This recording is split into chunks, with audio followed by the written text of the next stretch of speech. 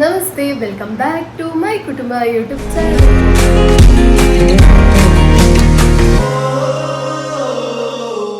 ಇವತ್ತಿನ ವ್ಲಾಗ್ ಏನಂದ್ರೆ, ಇವತ್ತು ನಾನು ಕುಕಿಂಗ್ ವ್ಲಾಗ್ ಮಾಡ್ತಾ ಇದ್ದೇನೆ. ಒಂದು ರೆಸಿಪಿಯೊಟ್ಟಿಗೆ ನಿಮ್ಮ ಮುಂದೆ ಬಂದಿದ್ದೇನೆ. ಸೊ ರೆಸಿಪಿ ಯಾವುದು ಅಂತ ಗೊತ್ತಾಗಬೇಕಾದ್ರೆ ಕಂಟಿನ್ಯೂ ನೋಡಬೇಕು. ಹಾಗೇನೆ ನನ್ನ ಯೂಟ್ಯೂಬ್ ಚಾನಲ್ ನೋಡ್ತಾ ಇದ್ದೀರಾ, ಆದರೆ ಇನ್ನೂ ಸಬ್ಸ್ಕ್ರೈಬೇ ಮಾಡಲಿಲ್ಲ ಅಂದರೆ ಬೇಗ ಬೇಗ ಹೋಗಿ ಸಬ್ಸ್ಕ್ರೈಬ್ ಮಾಡಿ. ಹಾಗೇನೆ ಕಂಟಿನ್ಯೂ ನೋಡ್ತಾ ಇರಿ. ಸೊ ಈಗ ಇವತ್ತು ನಾನು ತೋರಿಸುವಂತಹ ರೆಸಿಪಿ ಯಾವುದಂದ್ರೆ, ಇವತ್ತು ನಾವು ಮಾಡಲಿಕ್ಕೆ ಹೊರಟಿದ್ದೇವೆ ಬೆಂಡೆಕಾಯಿ ಪಲ್ಯ. ಮಾಮೂಲಿಯಾಗಿ ಬೆಂಡೆಕಾಯಿ ಪಲ್ಯ ನೀವು ನೋಡಿರ್ಬೋದು, ಆದರೆ ಇದೊಂದು ಸ್ವಲ್ಪ ಡಿಫ್ರೆಂಟ್ ಆಗಿದೆ.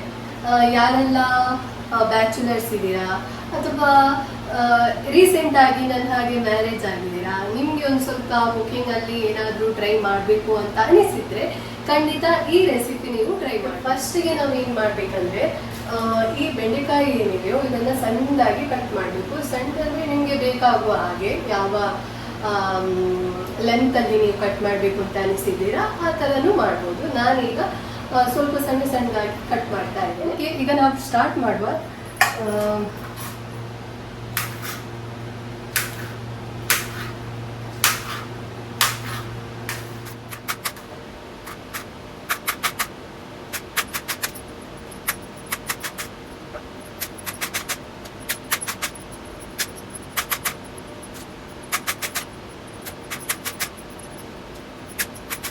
ನಾವು ಚೆನ್ನಾಗಿ ವಾಶ್ ಮಾಡಿ ಇಟ್ಟಿದ್ದೇವೆ. ಸೊ ಇದನ್ನ ಈಗ ಏನು ಮಾಡಬೇಕಂದ್ರೆ, ಫಸ್ಟ್ ಸ್ಟೆಪ್ ಬಂದ್ಬಿಟ್ಟು ನಾವು ಆಯಿಲ್ ಹಾಕಿ ಅದನ್ನ ಚೆನ್ನಾಗಿ ಫ್ರೈ ಮಾಡಬೇಕು. ಓಕೆ, ಸ್ಟಾರ್ಟ್ ಮಾಡುವ. ಆಯಿಲನ್ನು ಈಗ ನಾನು ಹಾಕ್ತಾ ಇದ್ದೇನೆ. ಇದಕ್ಕೆ ಎಣ್ಣೆ ಸ್ವಲ್ಪ ಬಿಸಿ ಆದ ತಕ್ಷಣ ನಾವು ಬೆಂಡೆಕಾಯನ್ನು ಹಾಕಬೇಕು.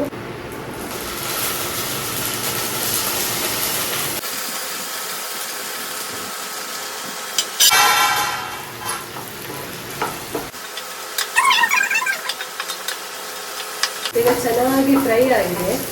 ಸೊ ಇದನ್ನು ನಾವು ಒಂದು ಪ್ಲೇಟಿಗೆ ಹಾಕಿ ತೆಗೆದು ನೆಕ್ಸ್ಟ್ ಸೆಕೆಂಡ್ ಸ್ಟೆಪ್ಪಿಗೆ ಹೋಗುವ.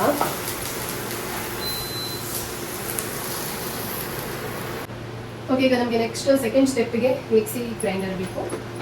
ಸೊ ಇದನ್ನು ಆಫ್ ಮಾಡಿ ಸೈಡಲ್ಲಿ ಇಟ್ಟು ಗ್ರೈಂಡ್ ಮಾಡಲಿಕ್ಕೆ ಈಗ ತಯಾರು ಮಾಡ್ತಾ ಇದ್ದೇನೆ ನಾನು. ಓಕೆ, ಫಸ್ಟಿಗೆ ನಾವು ಬೆಳ್ಳುಳ್ಳಿಯನ್ನು ಹಾಕಬೇಕು. ಒಂದು 7-8 ಬೆಳ್ಳುಳ್ಳಿಯನ್ನು ಹಾಕಿ, ನೆಕ್ಸ್ಟ್ 1 ಇಂಚಷ್ಟು ಶುಂಠಿಯನ್ನು ತಗೊಳ್ಬೇಕು. ಟೊಮ್ಯಾಟೊ ಒಂದು ಸಣ್ಣ ಸೈಜ್ 3 ಟೊಮ್ಯಾಟೊ ಸಾಕು, 3 ಟೊಮ್ಯಾಟೊ ಸಾಕು. ಅದನ್ನು ಕೂಡ ಮಿಕ್ಸಿ ಜಾರಿಗೆ ಹಾಕಿ ಫಸ್ಟಿಗೆ ನೀವು ಧನಿಯಾ ಪುಡಿಯನ್ನು ಹಾಕಬೇಕು, 1.5 ಸ್ಪೂನಷ್ಟು. ಇದು ನಂದು ಹಾಫ್ ಸ್ಪೂನ್ ಸೈಜ್. ಸೊ ಹಾಗೆ ನಾನು ಇದನ್ನು ಹಾಫ್ ಅಂದರೆ ಒಂದು ಸ್ಪೂನಿಗೆ 2 ಸಲ ಹಾಕ್ತೇನೆ ಇದನ್ನು. ಸೊ 1.5 ಸ್ಪೂನು ನೀವು ಧನಿಯಾ ಪೌಡರನ್ನು ಹಾಕಿ. ನೆಕ್ಸ್ಟ್ 1/4 ಸ್ಪೂನಷ್ಟು ಹಳದಿ ಹುಡಿಯನ್ನು ಹಾಕಬೇಕು ನಾವು. ನೆಕ್ಸ್ಟ್ ಇದಕ್ಕೆ 1 ಸ್ಪೂನಷ್ಟು ಚಿಲ್ಲಿ ಪೌಡರನ್ನು ಹಾಕಿ.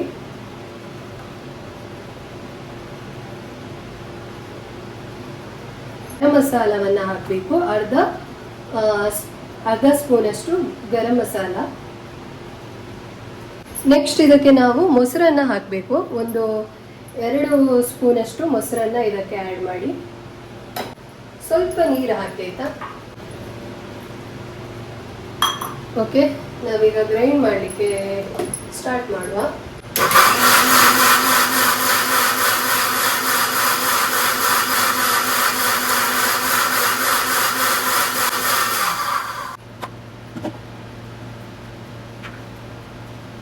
ಸೈಡಿಗೆ ಇಡಿ.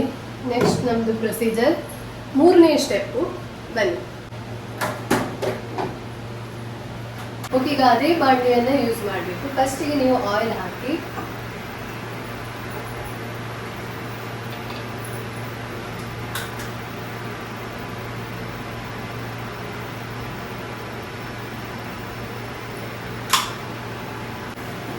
ಇದಕ್ಕೆ ಈಗ ಎಣ್ಣೆ ಬಿಸಿ ಆದ ತಕ್ಷಣ ನಾವು 1/4 ಸ್ಪೂನಷ್ಟು ಸಾಸಿವೆಯನ್ನು ಹಾಕಬೇಕು.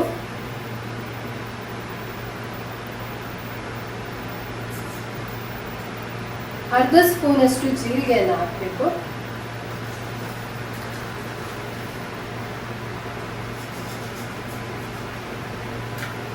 ನೆಕ್ಸ್ಟ್ ಇದಕ್ಕೆ ಬೇಗುರೆಯನ್ನು ಹಾಕಿ ಫ್ರೈ ಮಾಡಿದ್ದನ್ನು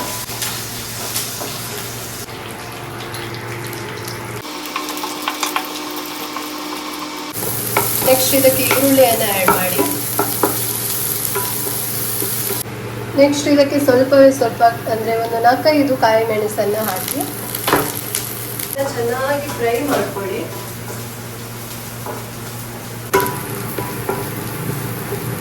ಈ ಥರ ಚೆನ್ನಾಗಿ ಫ್ರೈ ಆಗಬೇಕು. ಓಕೆ, ಮಸಾಲೆಯನ್ನು ಆ್ಯಡ್ ಮಾಡುವ.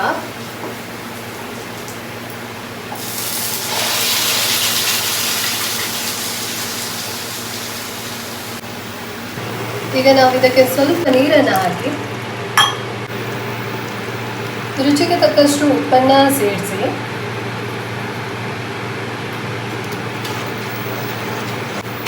ಐದು ನಿಮಿಷ ಇದನ್ನು ಫ್ರೈ ಆಗಲಿಕ್ಕೆ ಬಿಡಿ.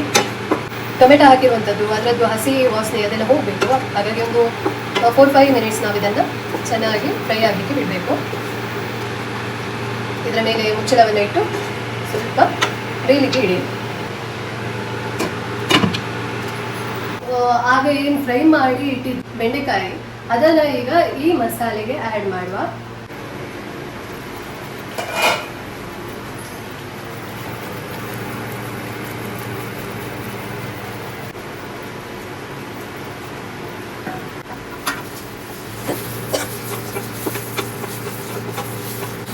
ಇದನ್ನೊಂದು 4-5 ನಿಮಿಷ ಹಾಗೇನೆ ಮಸಾಲ ಹೀರ್ಕೊಳ್ಳಿಕ್ಕೆ ಬೇಯಿಸಬೇಕು. ನಾವು ಇದನ್ನು ಹಾಗೇನೆ ಬಾಯ್ಲ್ ಮಾಡಲಿಕ್ಕೆ ಇಡಿ.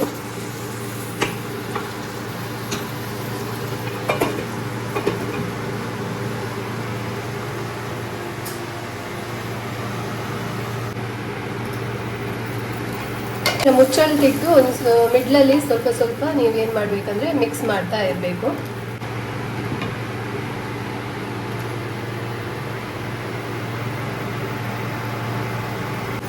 ಓಕೆ, ಇದಕ್ಕೀಗ ನಾವು ಸ್ವಲ್ಪ ನೀರನ್ನು ಆ್ಯಡ್ ಮಾಡುವ.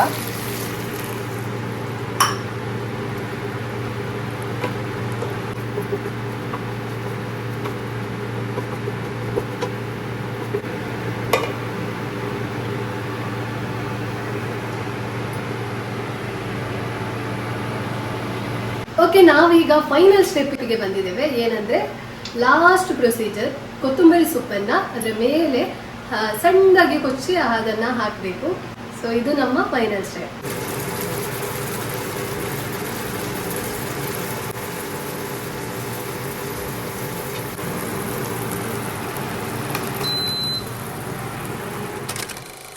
ನೋಡಿದ್ರಲ್ಲ, ಬೆಂಡೆಕಾಯಿ ಪಲ್ಯ ಇದಾಗಿತ್ತು ಇವತ್ತಿನ ರೆಸಿಪಿ. ಐ ಹೋಪ್ ನಿಮ್ಗೆಲ್ರಿಗೂ ಈ ರೆಸಿಪಿ ಇಷ್ಟ ಆಗಿರಬೇಕು ಅಂತ. ಇಷ್ಟ ಆಗಿದ್ರೆ ನೀವೇನು ಮಾಡಬೇಕು, ಲೈಕ್ ಮಾಡಿ, ಶೇರ್ ಮಾಡಿ, ಹಾಗೆಯೇ ಕಮೆಂಟ್ ಮಾಡಿ ನೀವು ಟ್ರೈ ಮಾಡಿದ್ರಾ, ನಿಮಗೆ ಹೇಗೆ ಅನಿಸ್ತು ಅಂತ. ಹಾಗೆಯೇ ನನ್ನ ಚಾನಲ್ ಮೈ ಕುಟುಂಬ ಅಂತ, ನನ್ನ ಚಾನಲನ್ನು ಯಾರೆಲ್ಲ ಸಬ್ಸ್ಕ್ರೈಬ್ ಮಾಡಿಲ್ಲ ಬೇಗ ಹೋಗಿ ಸಬ್ಸ್ಕ್ರೈಬ್ ಮಾಡಿ, ಹೀಗೇ ಸಪೋರ್ಟ್ ಮಾಡಿ. ಇನ್ನೊಂದು ರೆಸಿಪಿಯೊಟ್ಟಿಗೆ ನಾನು ನಿಮ್ಮ ಮುಂದೆ ಬರ್ತೇನೆ. ಸೊ ಅಲ್ಲಿವರೆಗೆ ನೋಡ್ತಾ ಇರಿ, ಸಪೋರ್ಟ್ ಮಾಡ್ತಾ ಇರಿ. ಟೇಕ್ ಕೇರ್, ಬಾಯ್.